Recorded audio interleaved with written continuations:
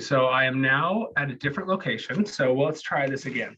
So again, my name is Nick Fry. I'm the manager of business development with Tourism Nova Scotia. Tourism Nova Scotia is a division of communities, culture, tourism, and heritage. And we work with communities and industry to attract visitors and increase tourism revenues through experience development, business coaching, and marketing and visitor servicing. Similarly, our partners in Digiport and partners in this webinar, Digital Nova Scotia, is the industry association for Nova Scotia's $2.5 billion ICT and technology sector. They represent over 200 members, and those include small to medium-sized businesses and enterprises, multinational corporations, and post-secondary institutions. So 8 steps of traffic growth approach is the webinar today, and we're so excited to have Allison Knott back with us, giving us this presentation. Now, our housekeeping, if you have any questions, any webinar or any discussion is made so much better by great questions. So if you have any questions throughout, please, we would encourage you to ask them and put them in the Q&A at the bottom. Anything we talk about, whether it be links, resources, or anything like that, will be shared by email. And you don't have to, write it down or anything like that. We'll just make sure. Oh.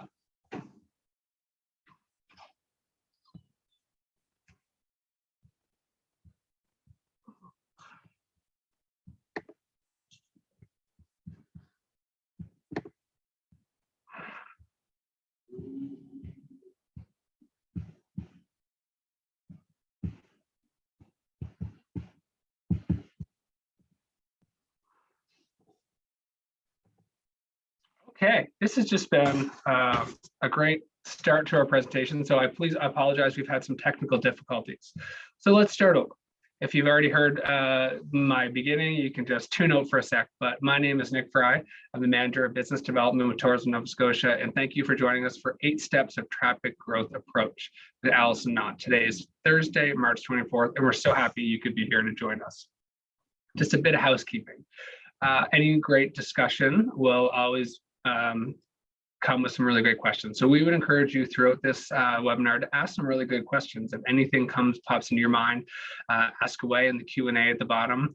And anything we discuss, whether it's links and resources, we'll make sure we share that by email. So no need to worry there. We'll also have a webinar recorded and available for you. So if you need to leave, go anywhere else, it's here for you. If you want to share it with a friend or a colleague in the industry that you think would benefit from it, please do so. So without further ado, I'm going to invite Allison Knott on the screen. So Allison Knott is with Allison K Consulting. She has spent the last 11 years building and rebuilding websites and leveling them up to be mean ROI machines. Allison's here to help build on what you've already accomplished, identify new opportunities, and capitalize on them with ease. I'm going to hire her personally to help me start off webinars after this rocky start today, but that's all right. And Allison previously held teaching positions at NSCC IT Campus, NSCAD University, and NSCAD University on top of her career in digital marketing, web consulting. So we all know Allison has already given so many great webinars to us and many others. Lucky to have her back. And again, please ask questions throughout. And thank you so much for joining us, and welcome, Allison. Wonderful, wonderful. Thank you, Nick. We have all been there. I will probably have the same thing happen to me. It is all good, darlings. We are in a tech continuum, and this is part of what happens when we have that tech continuum, right? Things sometimes just want us to have more attention than we want to have. So good morning. I am Allison K, and I have loads of goodies for you today to talk about traffic growth. This link will be on the bottom of all of these slides in case you're someone who kind of needs to listen to something first and then go back into it. But this handout, the slides for today, and a lot of other goodies that are going to tie into this conversation today are all available at allisonkconsulting.com/digiport. Now, today we're going to talk about the 8-step traffic growth approach. I'm going to come at you fast and furious with this. This is not something that you pick away at in an afternoon, and that's okay. Rome.com wasn't built in a day, and nor is your traffic growth. But I'm really hoping that today is going to help you understand all the little fiddly bits that you've been doing for your business online, your social media, and your newsletters and all that stuff. How do we put it together in a way that's going to increase traffic and attract quality leads to your site? because we all wish that it worked a certain way, right? This is how we wish our websites worked. Someone sees a social post that you made on Facebook or Instagram or LinkedIn, and they go to your site because you gave them a link, and they go into it and they look at it and they love it, and then they convert, right? They book a call, they book into our room, they ask for the consultation, they sign up for our newsletter, they book a tour package, right? This is our hope. This is how we wish websites worked. Put it up once, they see it, and they buy into it. But the reality is not like that at all. What I'm showing on the screen here is a special report inside of Google Analytics. Don't get too overwhelmed what it all means, but let's just pretend what this report does is it says, for everybody who converted in a 30-day period. So let's pretend that every time someone signed up for a newsletter and Google Analytics was able to reverse engineer how many times did it take that one person to visit the site before they converted. The reality is that people have many touch points on your website. We can see here that 144 people signed up, but they had to visit the website twice, once organically and once coming to the website. Here you can see 8 people went to the website from Google and they visit the website 3 more times directly before they converted.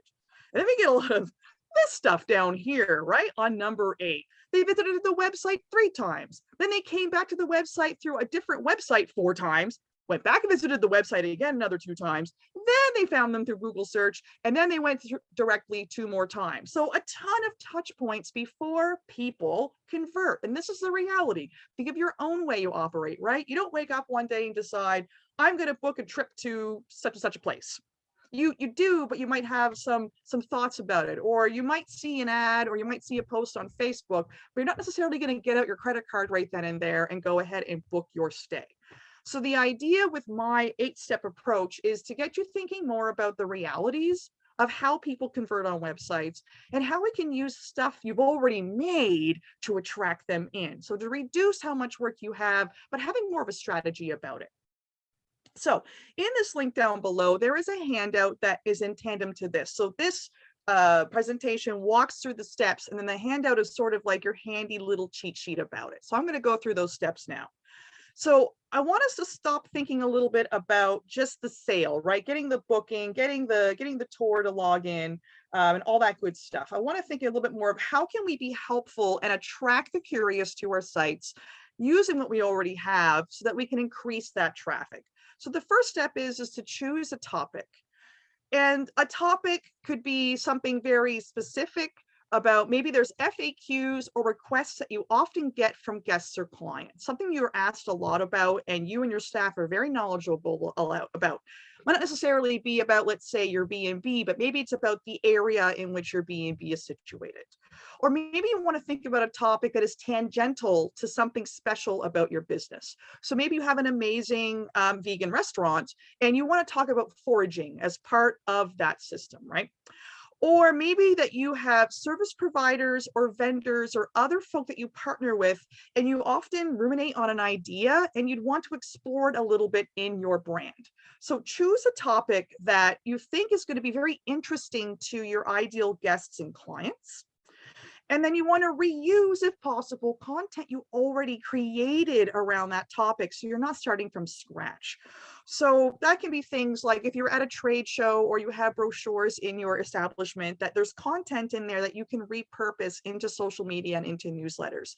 Or maybe you had some really great customer or client testimonials, or anything that you can think of that you've already written, you already have an idea what that story is, you can reuse that topic and put it and repurpose it in your website in terms of blog posts, newsletters, opt-ins, and things like that.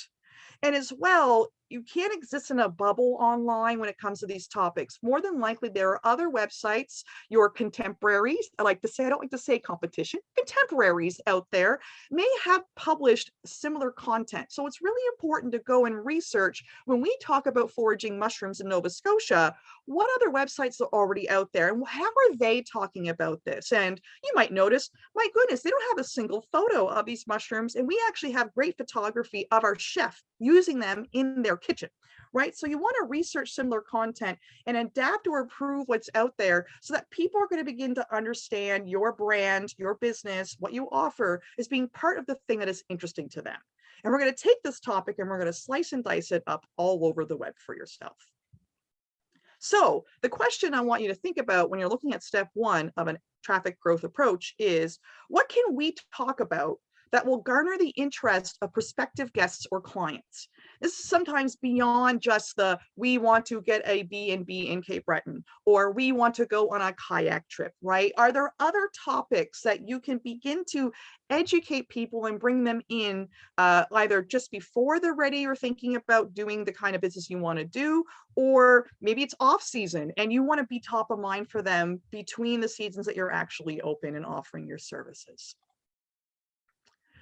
So the next one is, oh, I'm sorry, darling, just due to technical difficulties earlier, I'm going to hold all of the Q&As at the end, but Nick and I have a great relationship of firing those out. So if you have any questions per each step, drop them down in the Q&A and he will read them out to me and I will be happy to answer as many as I possibly can. So the second, Can you hear me? Yeah. There's a question. Oh, fantastic. Go ahead. And it's from David, and he says, how long does it normally take to make a short 3-minute video, a TikTok post? That's a great topic, David. I'm not a videographer and I don't work on TikTok, so I don't have the answer to that one. I'm so sorry. That is okay, because we can share with David one of our past webinars on that exact topic. Exactly. That's what I was thinking. I remember I can see one. So there you go, David. We've got you covered in lots of other webinars for that. Great question, though. I'll check it out too, so I'll know the answer for next time. Excellent. Okay. So performing SEO checklists. So here's the thing. There was a couple of questions asked as we prepared for this webinar about SEO. Full stop. SEO is a really big, broad topic that I can't get very deep inside of this webinar. However, I do want to offer a little bit of insight why SEO might be part of your strategy to get more traffic. And the thing is that sometimes service pages don't rank. And the reason is that Google is an answer machine. So it's really geared towards answering people's questions. So sometimes people aren't necessarily searching things in a way that might line up with how your services or your booking pages might appear. Now, yes, if you're a B&B in Tanamagush, for example, you might actually rank quite well for that. But I do offer up that blog posts can be a great way to get traffic to your site because you're kind of talking about a topic beyond just what you offer. And because you're answering a question about a topic, Google can reward you in that with ranking. And formatting your content has to be done in a certain way so that search bots and humans understand what you're trying to communicate. If you've ever had to write an essay or a paper in school, it's pretty similar to that. There are standards in how you organize your content. It's not terribly technical, but it does talk a little bit about headings and short paragraphs and having bullet points that help people to understand very quickly what you're answering is actually of value to them. And for the robots, the search bots, you need to have the words that people use in your content in order for Google to understand that you are about that topic. And SEO doesn't actually matter if your main way of getting people nurtured into what your company is all about is through your newsletter, then newsletter content doesn't need to be SEO'd. However, this is a traffic growth conversation, right? So when you get them on the newsletter and you want to send them back to the website, which will be an upcoming step, then you want to make sure that that content is formatted in a certain way so that search engines and humans will enjoy it better. So as part of the goodie offering I have in that link at the bottom, I have given you my simple on-page SEO checklist, as well as a very basic keyword research to get you started with SEO.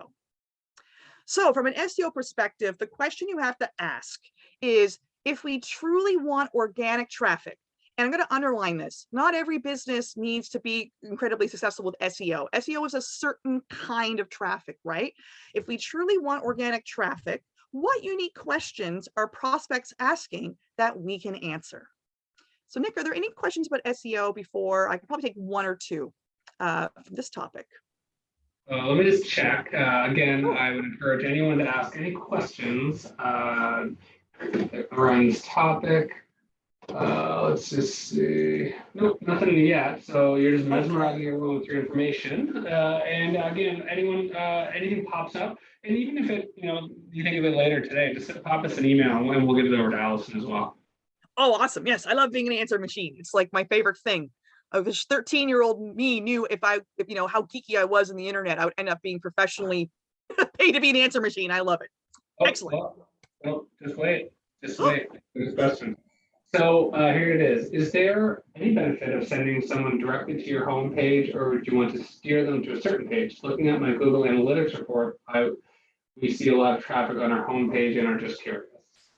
Oh, awesome. Number one, whoever asked that, thank you for using Google Analytics. It is your friend to dive deeper into the data that matters. So I would offer back that within your homepage, you might want to look into your analytics to find out which channel they came from. So when I hear we get a lot of traffic to our homepage, the question I would ask is, how much of that traffic is organic? How much of it came from other websites? How much of it came from which social media channels, right? So from there, that can help you understand, you know, if you're getting a lot of organic traffic to your homepage, for most of us, our homepage is the most touched website or web page on our website from an organic perspective, often because number one, it's the page we tend to put the most information on. Two, it's usually a branded search page, which means it's quite possible that people already know of your business. So when they type in your name, your homepage comes up, and therefore it is the first homepage. So I would say, yes, if you've got other pages, and we're going to cover that in step 4, I do believe, or 5, of other pages, I think it's excellent, because sometimes our homepage can't tell the full story, or it's supposed to talk to everybody, but maybe depending on your business, you have wholesalers and you have customers, or maybe you have international guests and you have local guests, and you have very different content you want to serve to them. I believe in diversifying that traffic whenever possible, but for most of us, your homepage will probably have the most the most organic traffic, and from social media traffic, it's whatever links you send them. So if you're able to, you know, diversify, and that might tell a better story of what you're trying to offer. Fantastic question. Awesome. Okay.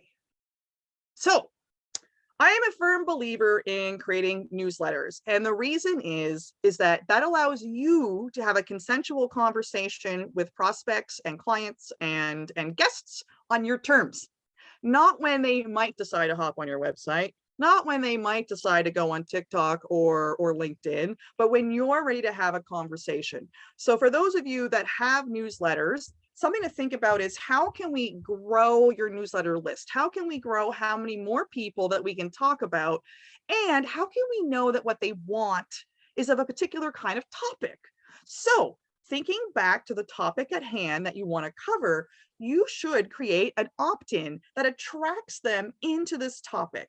And it's got to be something so low risk but rewarding that they'd be silly not to sign up for it. And there's all kinds of ideas. And again, don't have to reinvent something. Is there a brochure you made, or is there frequently asked questions that you can turn into something of value that people will want in exchange for their email to have a deeper conversation with you about this topic? So you can create things, helpful things, guides, cheat sheets, quizzes, audio files that help them. So maybe you're a resort or something that offers retreats, and maybe you want to have a series of short meditations that some of your past facilitators have done, and people can opt in for that. And now you've gotten them thinking about your retreat as not just a place to stay, but a place to hold their retreat, for example, or to go to other retreats. Or guys, again, going back to that foraging in the with the restaurant, maybe you want to create some recipes and a guide of how to find certain mushrooms to make those recipes. I'm not a forager, so of course, big grain of salt. Be careful what mushrooms you put in your mouth, of course. Maybe you want to make something, a beautiful digital thing, right? Wallpapers of the beautiful gardens that your ground holds, or printables, again, that are helpful, but also will have your company name on it and your branding. So you can think about wallpapers for phones, right? So literally they'd be holding their phone, and every time they move their lock screen, they're going to think about your company. So something beautiful that they can have, and basically will cart you around with them all the time.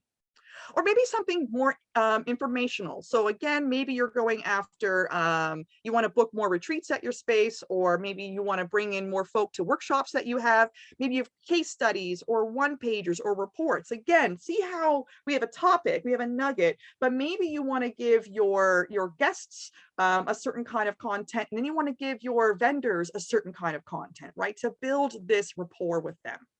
You can also give samples or demos or free consults. Maybe you are a drone aerial photographer, videographer, right? And you want to give some free consults or demos or something that people are going to want. They're going to understand it's got a relationship to what your company actually offers. And then you have an email address to nurture them through that deeper. So they get to know you as more than just the place I'll think about when the time comes to book, or the service provider I'll think about when it comes time to book with them.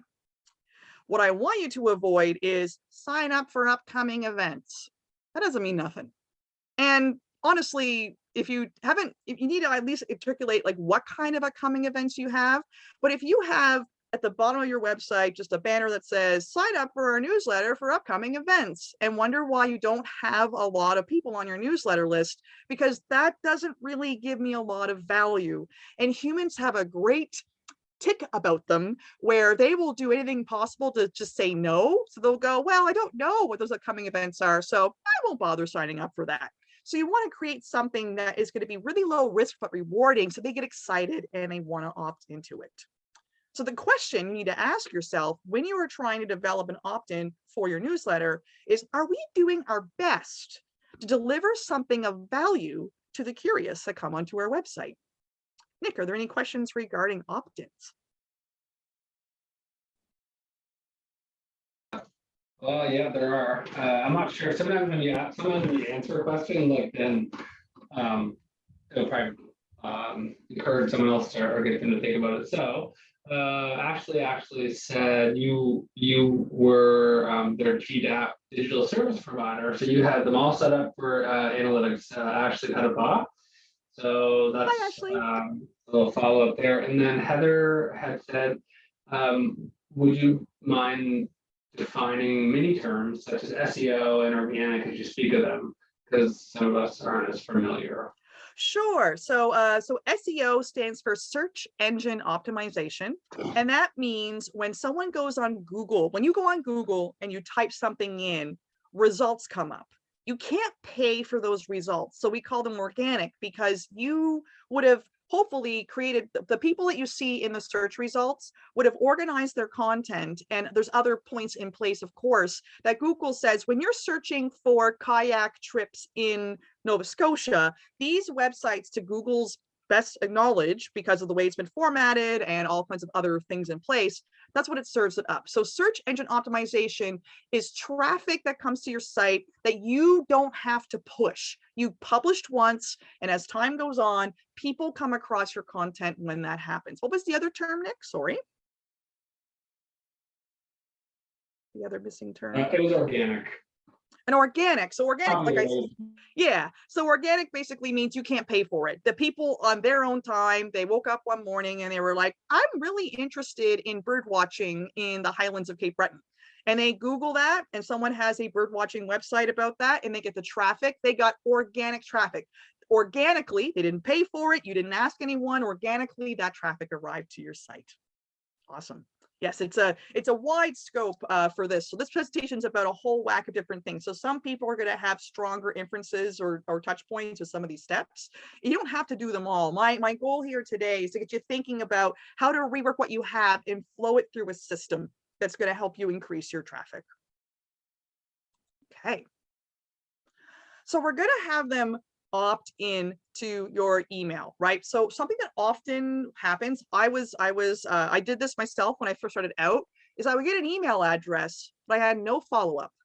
So people literally in the moment came to your website, they really wanted that foraging guide, they really wanted to know more about how to speak Gaelic or something, and they signed up for the thing and they got it, and then they never hear from us again. So in order to increase your traffic, the idea is once they get that little freebie that you're going to give them, you are going to give them a newsletter sequence. It's going to encourage them to go back to your website to increase your traffic, to increase their awareness of what you're offering, and to deepen that relationship with them. So we call these newsletter sequences. So what will happen is, and the timing will be different. How many emails you put in a welcoming sequence will differ. But the idea is you don't just give them the free thing and then never talk to them again until it's time for you to sell something. Instead, that person needs to be onboarded, right? It's like dating. You don't just show up and ask to get married. You show up and you talk about you talk about who you are and all that good stuff. And the reason we also advocate for having welcome sequences is because their open rates are a lot higher than regular newsletters. Because the person literally is in the frame of mind of, yes, I'm actually interested in foraging and I want this right now. They are more likely to open up emails. In fact, 50% more likely to open up, or I should say, 40, I can't do math, but a regular email open rate is around 11%. It's even lower now due to the way that some email systems and Apple have turned off open tracking.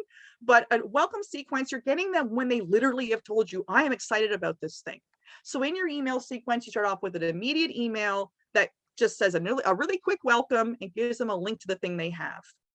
And then maybe in 2 or 3 or 4 days, whatever makes sense for you, you're going to then send them another email while you're still sort of fresh in their mind to introduce them to your business or organization. We should never assume that people come to our website, read all of it, and completely understand what we offer. Then a couple of days or maybe a week later, you're going to send them another email that is related to the foraging, for example, and maybe you want to send them to other links on your website. And this is how we build up your traffic. So if we got that foraging guide, maybe maybe there's more recipes from your chef that you want to put up, or you have photos of an amazing banquet that was held with a foraging group, right? So you want to create something and then start sending them back to your website. And in an email sequence is automatic. So you write these once, and then as people, whenever they want to, comes on your website, they are getting these touch points. So unlike social media, set this up once and it just keeps running for you. Then maybe in the 4th email, a week later or 3 days later, or whatever makes sense for your business and your audience, you might ask them a question. So now you know they're interested in foraging, but maybe you want to find out where that came from, or have they visited your location before? Or do they, are they, whatever it takes for you want to ask them a question. Because when people answer and reply to an email that you sent out through MailChimp or ActiveCampaign or ConvertKit, when people reply to those emails, you get rewarded by the email client. So like Gmail, Outlook, Hotmail, Live, all of those, when they see regular dripped content and someone replies to it, they're like, must be a great content. It's not, it's not spam because this person answered it. So asking a question and having people respond to you is also just a great way to build relationships with your future clients, customers, and guests. And of course, you can keep giving them more content and more links, and then you can begin edging into that sale, right? About booking for their next destination, or considering booking a call to talk about renting the space, or taking your kayak, or doing the rental, or booking in for whatever service that you offer. So the idea with the sequence is to warm them up and keeping top of mind in their inbox. And a great resource is Drip Scripts. So this is free, and hopefully it'll log me in. Aha! So Drip Scripts is completely free. And if you're like, I don't know how to write these, Allison, these folks have already created the scripts for you. So here's a new subscriber welcome, for example. I'm just going to click one just to see what this is like. And so this doesn't send it for you, but it literally spells out what the point of the email is. And it gives you, this is a 5 email sequence. It gives you a subject line and text that you can write and fill out. So there's lots of fantastic templates online, but this could be a great start for you.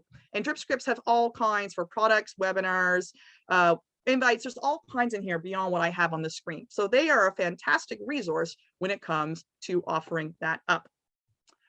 So the question you want to ask yourself at this step is, are we showing up in their inboxes in a valuable way to retain those subscribers and begin to build a relationship that's going to edge them towards converting?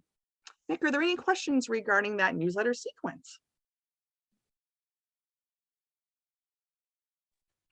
We had, can the blog and the newsletter have the same content? Yes, in fact, that's a great question. So here's what I advocate for. So people rarely, unless you're a really big influencer, ain't nobody waiting around to watch your next blog post drop. So instead, I recommend that you get that newsletter, and in your newsletter, you will tease them a little bit about that information, but they have to click over to your website to learn more. And I'll also offer up that some of us have, I was this way as well. I would only post the newest blog, my newest blog post in my newsletter, but I now have a section at the bottom where I'll kind of pepper it in, where I will put in past blog posts that I offer, because not everybody who signed up this month would have caught the new one I wrote 3 months ago. So absolutely, you want to talk about that blog post in short form on your newsletter, and then get them over to your website, because over your website, they're going to see your phone number, they're going to get curious, and they're going to start clicking around. Excellent question. Okay, so this is a good one. There's some topics, questions. So let's go with I guess first thing, a few people said they couldn't see what was on the screen when you shared something. Can't see that drip. That's what that says. I know. I think, hold on, folks. I know why. If it's okay with you, Nick, I think I only put this up. We're all have technical difficulties today. I only had this to share one screen. So when it went over to Firefox, it didn't show that. So can I just stop my share just so I can turn on? You know what? We'll let it go this time. I'm just kidding. Yeah. Okay, only because there's one more in the step that I really got to show folks. So I'll just, I won't stop the share, but you might see my background on my computer for a second. Because there's one okay. Do whatever you need to do. Okay, awesome. So that'll be for the next one. So drip scripts, let me see here. I'll just drop the link into the chat right now for those that missed it. And then chat, and then there we go. So, bam. So, and what I'm going to do is I'm going to do that. So in there, what it is, it wasn't something terribly fancy to look at that stage, but it's a free website that you can choose what kind of sequence you want to write. And then they just have the 5 sequences all ready for you. And they tell you the subject line you can write, and they have all the reasoning as to why you're writing it the way you can, as sort of a template system to get started.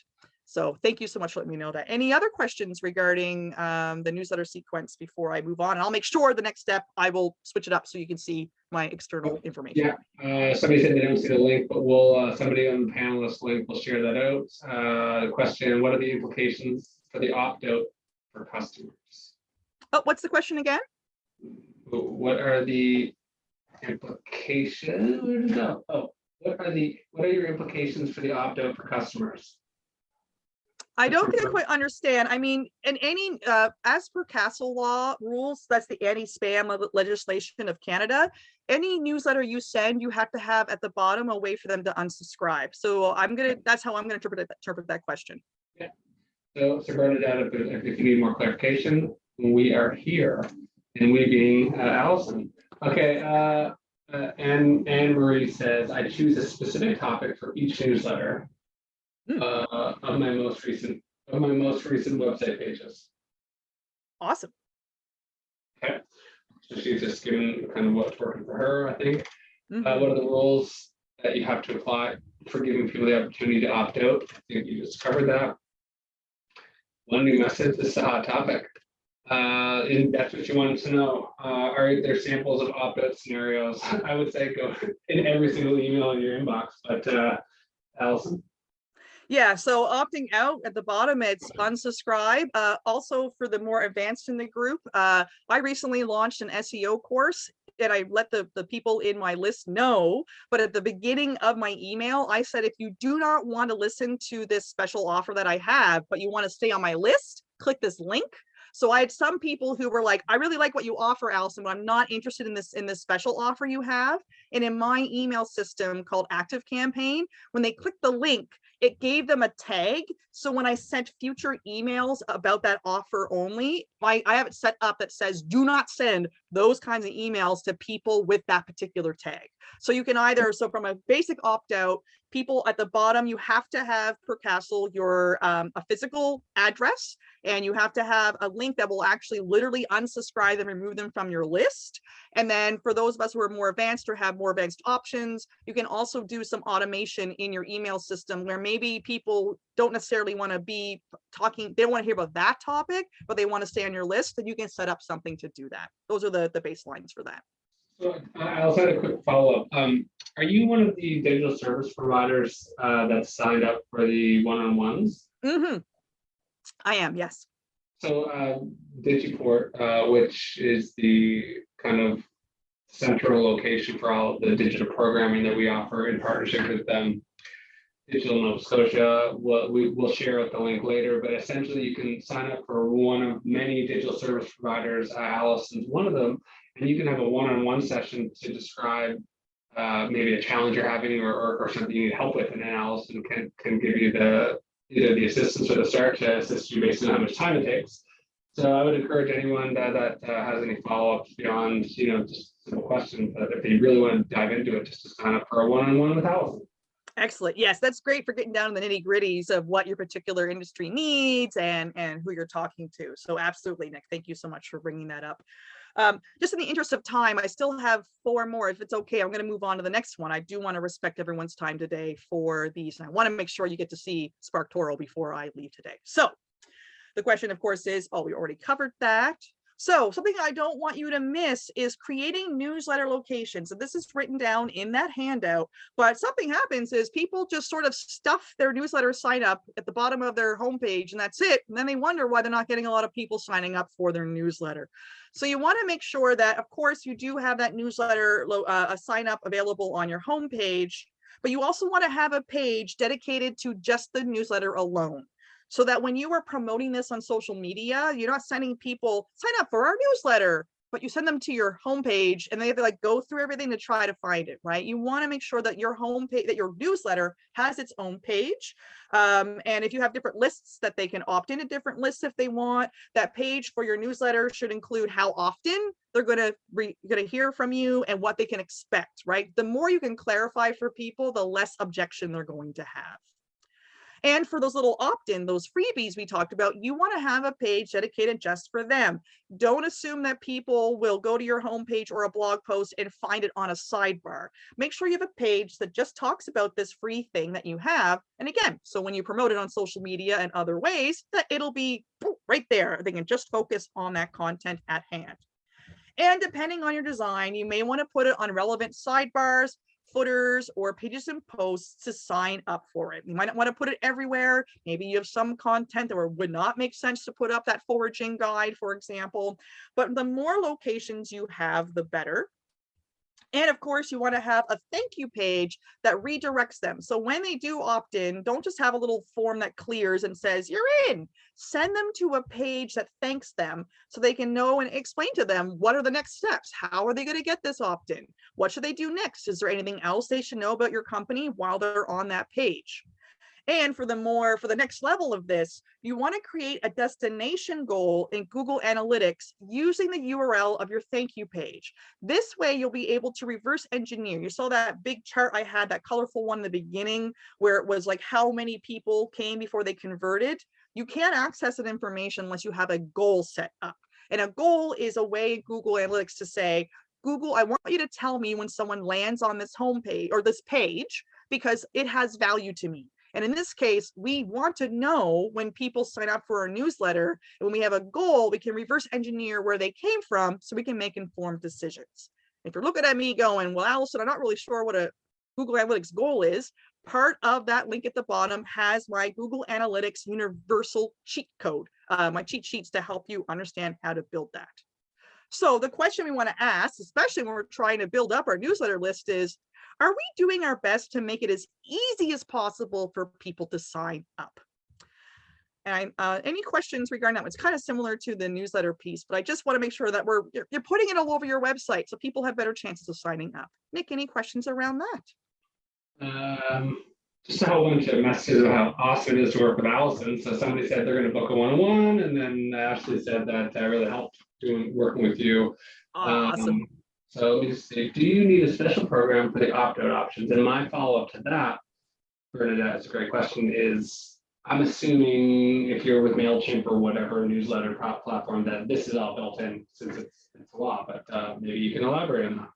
Yes, exactly. And I want to clarify too, there's opt-in and opt-out, right? And opt-in is just an exchangeable word for freebie download offer, right? So I don't want to confuse people if they think opt-in is a special system. Opt out means when people want to unsubscribe or opt out of, like, I don't want to listen to this particular thing. So an email program or newsletter program like MailChimp and that will have this. Gmail will not. So if there's anybody listening to this right now and they are emailing people through like Gmail or their Outlook, like as a group or like a BCC, you're going to want to stop doing that, and you're going to want to move over to a proper newsletter platform that can handle all of these finicky bits for you. Okay. So of course, here's one we're a little more familiar with, right? You've got your topic, you've written some pieces about it, you've got a lead magnet opt-in freebie that's going to attract people into your newsletter. Well, now you got to promote it on social media. And it's always, a bit of a task to do this. But because we've broken this up in different ways, there's going to be more that you can talk about this instead of simply saying, go sign up for this, right? We're going to create some more fodder for your social media, and you can just recycle this because it's evergreen, it's timely. So you want to talk about the content itself in 6 ways, let's say a month, right? So you're not necessarily going to send them an opt-in about the foraging mushrooms, but maybe you want to talk 6 different ways about the beautiful wilderness in Nova Scotia and all the bounty that already grows on our beautiful mossy grounds. And you're also going to talk about the opt-in in 3 different ways. So you're not just going to say, go join, get our free foraging kit, right? You're going to talk about it in 3 different ways. Maybe one has a picture of it. Maybe one talks about why you made it. Another one might talk about what was added to it this year versus last year. And then if anyone comments or emails you back or says that they love it, start peppering that into your social media, right? So if anyone has been enjoying it, or you notice that in 1 week you had like 35 people sign up to get this thing, put that in your social media, right? Oh my goodness, spring must be here. We've had 30 people so far grab our foraging guide. How about you become number 34? And to do this, you want to use a system like Buffer or Hootsuite or Edgar or anything that kind of schedules these up, right? So the idea is to help make this easier for you. Write these in a way that they're kind of evergreen. And then when they've been posted, you can just use something like Buffer to just put it back into the queue to save you time, because you never know in social media when someone's going to be reading it. And frequency is key for sure when it comes to social media. So social media is a social system. So one thing we need to think about is when it comes to social media, are we helping more than selling, right? Are you building a brand and a relationship with your audience, or are you only communicating with them when you have something of a transactional value to offer? So are there any questions around repurposing and recycling that social media content?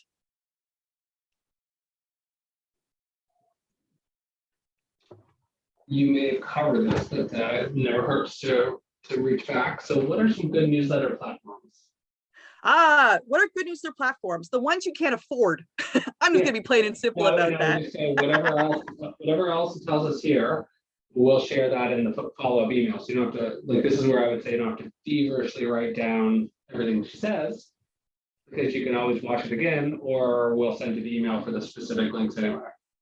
Yes, and I think there might even be there's on Tourism Nova Scotia's website as well. I did one that was like the 5 free ways to get your digital presence in order. There's a whole section on newsletters there too that talks about different platforms and their capabilities. That'd be a great one to follow up. See, recycling content, right? Aha! It works no matter what you're trying to achieve. Okay.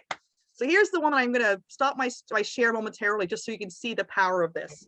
This is the biggest. Oh, yes. Last one. Just for David's benefit, I'm not sure if you actually did you say 1 or 2 that are good to use? I've used MailChimp, ActiveCampaign. I've worked in ConvertKit. There is Tiny Letter. There's a lot of them. MailChimp seems to be the biggest one. Make sure we had a few, and just in case David doesn't have the time just to go and search for the other one today. Gotcha. I would recommend you do that. Thank you. Yes, no problem, no problem. They're based off of how many subscribers you have. So again, budget does come into play when it comes to newsletter systems. Okay, so number 7 of 8, we're almost there, my darlings, with 10 minutes to go, which is fantastic. So growing your online community. Here's the thing. Why would you be clawing your way through trying to get more and more followers and newsletter signups and traffic to your site when there are people in your industry, people in your community, brands in your scope of vision that already have a larger audience that are also your audience too. So when you create a piece of content and you've got this great free thing to give out, it's important for you to grow your online community by mining the audiences of others. So what this means is understanding deeply who your audience is and who else out there already has that audience. And can you begin to form a relationship with that brand? And then as time and when it makes sense, can you actually say, hey, in their forums or in a retweet or in a comment thread in LinkedIn, I'm so thankful, I don't know, Forestry Canada, I'm making this up, folks, I'm sorry, I'm on the spot. Thank you so much for talking about the importance of mushrooms. We recently put together a mushroom guide, and if anybody would like it, here's have it. All of a sudden, you've got their audience who already understand and appreciate the beautiful wilderness that we have here in Nova Scotia that are more likely to opt into that and begin that conversation. And one free program, it's limited in some of its services, but there is a free tier, is called SparkToro. And I'm going to click this and I'm going to stop my share and I'm going to share my screen. There we go. This way, none of this will get lost this time. Fantastic. So here is SparkToro. And what SparkToro is, it's an audience research tool. And it is free, which means you can ask for 5 things a month, and it doesn't give you all the information. But what it does is it aggregates data from social media. It uses Twitter as a base, and then it goes all the way through Facebook, LinkedIn. It covers podcasts, YouTube channels, and other major websites. And the idea here is for you to find other people whose audiences are the same. So you'll see here, it'll say things like, my audience frequently talks about mushroom foraging, for example. They use these words in their profile. They follow this social account. So if you are trying to grow your following, then you can find someone that's larger in your field, plug this into SparkToro, and they will tell you information about those people. They frequently visit this website, or they use this particular hashtag, right? Or you can analyze a specific website or social account. So I would love to just demo this really quick. Would someone like to drop in here a topic that they're thinking about working on based on what we've talked about thus far? First come, first serve, Nick. Whoever writes first, I'm going to plug it into SparkToro and we're going to see what we can find. Aha. My audience frequently talks about Nova Scotia hiking. Pardon? Nova Scotia hiking. Okay, so I'm going to go a little bit larger. If I can spell hiking, geez. That's a tough one. There we go. And add a location. I'm going to go with Canada. Now, of course, like most things, this is an American website, so their fee might be bigger. And if this doesn't quite work for us, we might go to maybe a social account that's quite large that someone wants to find.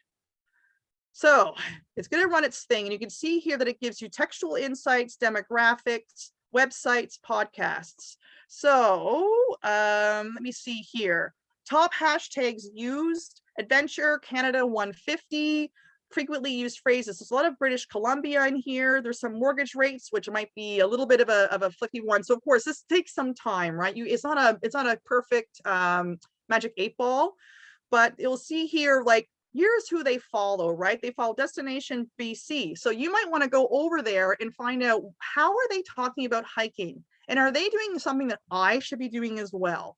Or here is explored, add some high engagement hidden gems. So what this means is, out of a sample of 11,000 people, remember, this is just a sample of what it could find. And you don't need 11,000 people. You only need as many people as you need to fill your books, right? But out of these, some of them are on this Explore magazine. So maybe you want to go check out Explore magazine. If we click it, let me see here. So let me see. Other accounts that are frequented by them. Let me see here, frequently used words. They have a really big Twitter following. So if you're thinking about figuring out what they're all about, you don't really want to do YouTube as much. You can go back to Twitter, which is pretty cool. Let me see here, social. If we click on social, then it'll give you them. It'll give you all of their links. So you can just click these and open them up. And so the free version won't let you download these. You could always screen cap them if you want. After that, they have a really wonderful system. You can just turn it on for a month and turn it off. They don't have one of those like year-long subscriptions. But as you can see here, that you can get really deep into other people outside of who you think are part of your audience. Then you would go and you would start following them. you would do some deep research as to what are they writing about? How are they writing about it? What opt-ins are they giving? What questions are their audience asking? You can use that to gather intel for your own audience, and as well begin to build a relationship with them so that maybe down the road, you would want to ask them if they'd be interested in sharing this really amazing piece that you made because you did the research and you knew what their audience is after, and you can talk in their language. So you're not some weird spammy email saying, hello, sir, madam, please backlink to our website. You're actually a fan and you understand their audience. So SparkToro is awesome. And every month you get 5 free searches. So there we go. So there any questions regarding, let me see here. There we go. Any questions regarding that? Are we leveraging the audience of others? Is a question we want to ask. Instead of trying to get one follower at a time, is there any small, medium, large local brands or international or national brands that you can have a conversation with and begin to latch on to their audience? Nick, are there any questions regarding that particular topic? Yes, you threw me out there because you asked me this question, but then you kept talking. I was like, oh. I know, I apologize. I know. Oh, It's that's tough. fine. What languages can one use with SparkToro? I'm unsure. I'm going to assume probably English only at this stage. So I guess, David, you'd have to do some digging yourself, but he asked further if there's a Mandarin version of this kind of app. So I have to check into that. Any other questions? Again, thank you so much for everyone so far. Great questions, and this shows that the audience is engaged, which is wonderful. And if you have really further deep conversation, encourage a one-on-one and or to sign up for our other digital programming, and hopefully to connect with Allison that way. So let's continue, Allison. Those are no more questions at this time. Perfect. So the last step is the step we're not going to forget, right? We got to measure this success. And I've heard some people talk about their Google Analytics and that is fantastic. So measuring success is going to look different for everybody. And I'm not saying you have to run out and learn all the most advanced digital marketing tools and data analytics tools, but if you're really heavily into Facebook, you really should learn how to look at your insights. If your website is your #1 way that you do business, you probably should invest in time in learning how to do Google Analytics, Google Search Console, how to understand. So we're not going on a gut feeling anymore, right? Like, I think that this opt-in will be great, or I'm happy we got lots of newsletter subscribers. You want to measure your success so that you can tweak this, improve it. And if you got it where you want it to be, it's going to be even half the time to do this again because you already have done it once. And you're just going to create a similar thing and rinse and repeat. So you need to audit to understand your historical data. You need to know how many signups you were having on average before so that you're going to know if when you start getting them, is this an increase or decrease? Or as the question was posed earlier, we get a lot of traffic to our homepage. I'd want to do an audit, right? And figure out, well, of all the traffic coming to my homepage, how much is organic? How much is direct? How much is coming from social media, so that you understand a baseline so that when you put this into place, you will know how successful it was and if it was worth your time and effort. And you only want to pick a few goals of objectives when you're applying your changes, right? If you change everything about this, it's going to be really hard to understand what was effective. Small effective changes. So maybe you don't change the opt-in itself, but maybe you will change how you write about it, and maybe you will add one extra email in the sequence. You're not going to like overhaul the whole sequence and completely redo the opt-in and completely change all the pages it lands on, right? You wouldn't have any idea of knowing what was actually encouraging success. And you want to give it time, like a month or a quarter. I love this. I'm always excited with clients when we launch something together and they get really excited. And then after a week, I get an email, Allison, we didn't get enough of X, Y, and Z. I'm like, darlings, it's only been a week.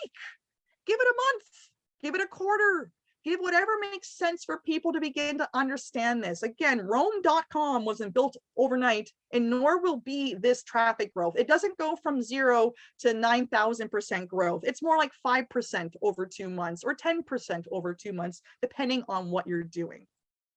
And then review and adjust as needed. So again, before you go and say we have to create a whole new opt-in now, just try adjusting a few things based on what your data has shown before you go over and do it all overhaul. Or worst case, do this once, deem it not a success, and abandon it.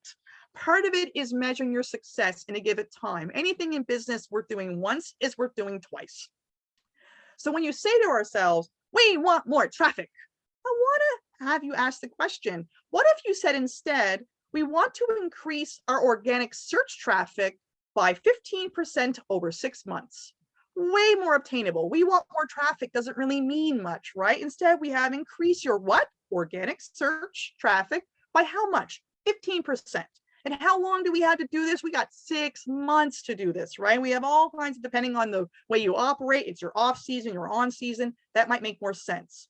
Or instead of saying we want more traffic, you might want to say, I want to increase the average time on page of visitors from YouTube to 2 minutes. Because we've noticed in our analytics that we do get traffic from our YouTube channel, but they're only hanging around our website for 30 seconds. We've got some work to do, and we're going to wait until Q4, and we're going to make some changes specific to help YouTube visitors. When they come to our page, we want them to see value. So what do we have to fix about that link we gave them that'll get it up to a higher reading time, because we expected them to stay that long to read that post or to dive into that offer that you have.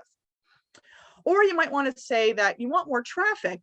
Traffic is great. However, qualified traffic is better. And if you get them on your newsletter list, then you can actually have a more deeper one-to-one conversation with them through your nurturing sequence. So you, instead of saying we want more traffic, you consider increasing newsletter signups from all of our blog posts only to 25 a month. So now you know that you're only going to focus on improving certain blog posts. You're going to add in your opt-in, and you're going to see how to get it up to 25 a month. And I just picked this number out of the air, by the way, darlings. All of these numbers are totally subjective. There is no industry standard for any of this except an increase to what you had before. So, as Nick has mentioned, if it got you excited, I am a digital expert on Digiport. I do offer one-to-ones if any of these were deeper. There's also other wonderful experts on there who also talk about a number of these topics. So we encourage you to check that out today. And if you're a LinkedIn fan, you can take that picture on your phone and we will become friends. Otherwise, darlings, from the bottom of my heart, thank you so much. And I wish you all the best in your traffic growth. Woohoo! 11:02, yes. Well, that was great. We had some feedback from John Hatz, a great session. No surprises there, because it was excellent. So if anyone has any final questions for Allison, please let us know. Oh, one question. Ooh, it's a good one. Thank you so much. Lots to do. What is the single most important thing to do?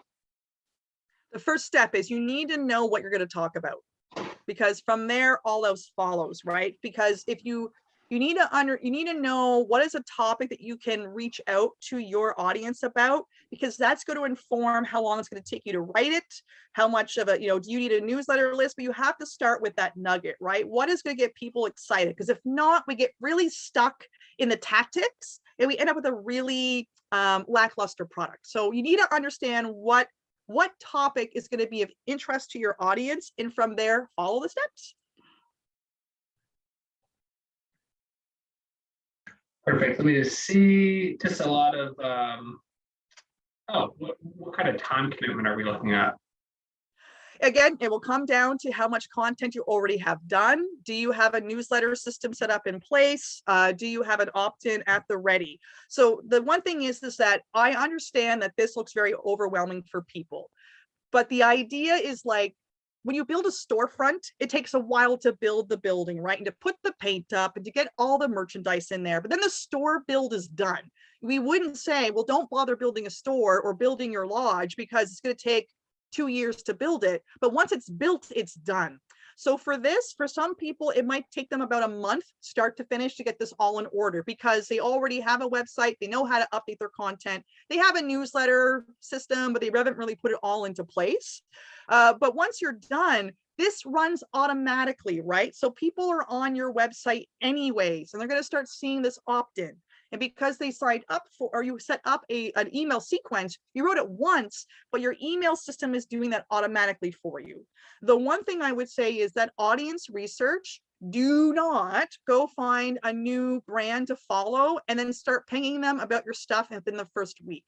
I would say give it 2 months or 3 months. This should be part of your research and development with your community building anyways. You want to make sure that you don't just become another rando who just out of the blue is like, hi, share our stuff. You want to make sure that it is the audience you want and that you're getting ideas from them. So it's an evolutionary state. Most people start to finish will take a month. And then darlings, it's just running in the background while you're doing everything else. That's great feedback, and it sounds like anyone that has any of these kind of questions now would be just the perfect person to sign up for a one-on-one. Somebody here, a lot of thank yous, very informative, excellent presentation, so much great energy. Looking forward to the one-on-one that they're going to book with you in the future. So yeah. Any other questions? Let us know. Somebody said a good newsletter service is extremely important. It helps it run so smoothly. Oh, big time, Yeah. big time. I mean, the technology of software nowadays is just so intuitive and helpful for the most usually. So yeah, that's wonderful. So unless anyone has another question, I will take it back over and just kind of wrap things up. Again, thanks for sticking with us. Sorry for the bumpy start. You guys already forgot about it, but I haven't. It's all good.